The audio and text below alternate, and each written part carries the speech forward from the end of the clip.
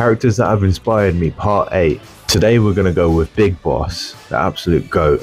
Now that is not Big Boss. Seriously, apart from the stuff he's done later on in life, Big Boss is actually such a cool character. As per usual, I've got to mention things like physique on this channel, and of course, he's not looking too bad, he's looking pretty decent.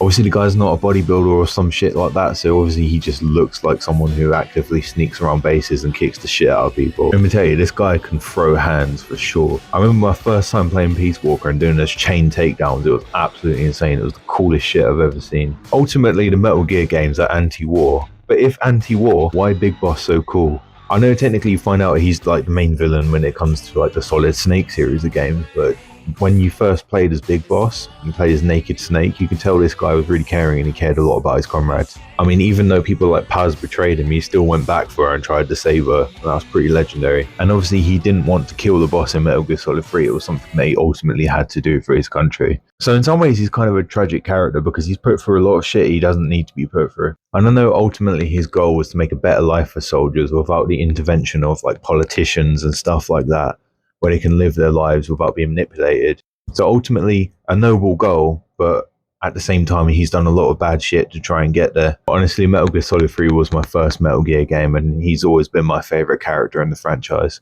But yeah, that's pretty much all I've got on this one for today. Make sure to follow and like for more, because there are going to be loads more of those in the future. Take care of yourselves, everyone.